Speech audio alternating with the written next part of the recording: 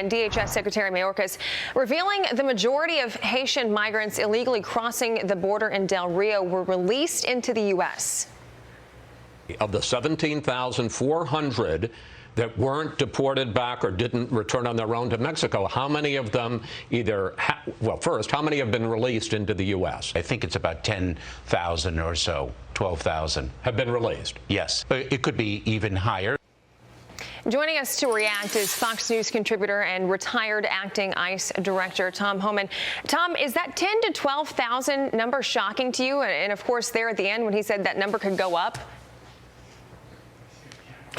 Yeah, shocking because it's much more than that. He knows that because when he said the 8,000 will return to Mexico, went back to Mexico, he realizes they went 1 or 2 miles down the line and came into the United States because they surged so many resources to Del Rio that they left 224 miles of border unguarded.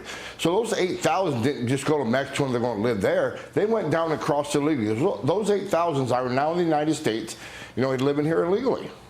Okay, and I want to pull this full screen up. This is about the Haitian migrants' processing status. 12,400 have cases heard by immigration judges. 5,000 are being processed by DHS, and 3,000 are in detention. Okay, so then we've also heard that they've been given this card, and they have to show up to the courts for the hearings. How do we know that they're going to show up to those? They're just relying on them to walk in and show up and do the right thing. Well, first of all, when you say 12,000 are in immigration proceedings, they are not. That's what the secretary leads you to believe. But many of them were released on a notice to report. On the notice to report, it clearly says on the bottom of the form, you are not in immigration proceedings. You won't be detained. ICE is going to not detain you for humanitarian reasons. You are released. So they're only going to be in immigration proceedings if they chose to voluntarily show up and turn themselves in, which most won't. So the secretary, again, is misleading in what he told Chris Wallace. And let me add one more thing. He also told Chris Wallace they lose their case, they'll be deported. Here's the question to ask Secretary Mayorkas. How many recent border crossers that you say is a priority since you become secretary, how many recent border crossers has ICE arrested and deported? The answer? Pretty close to 0. That's the next question that the secretary needs to answer. Right, and then I do want to get to this topic too, because I know you're going to have a lot to say about this, and I know a lot of people. It is a huge talking point right now. It's about the images that were released of Border Patrol agents, and they were being accused of essentially whipping them with their reins.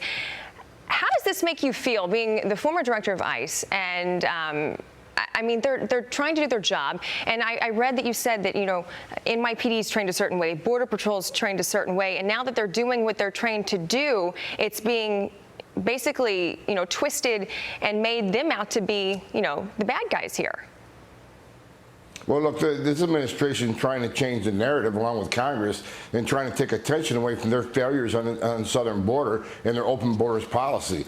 Look, let me be clear, these Border Patrol agents did nothing wrong. They didn't violate policy, they didn't break a rule. They were doing their job.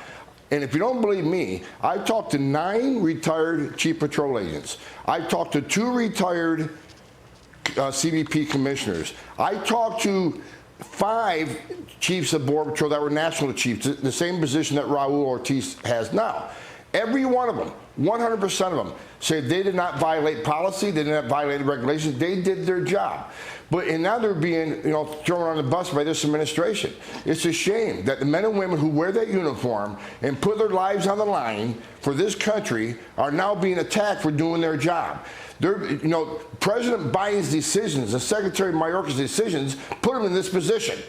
And they did their job. No one wants to talk about the fact that the Haitians are committing a crime entering the country illegally. It's a violation of federal law to enter this country. It's a crime. It's a violation of Title VIII, United States Code 1325. And when they oppose, when they resist arrest, like you saw in the video, that is a felony. Title 18, United States Code 111.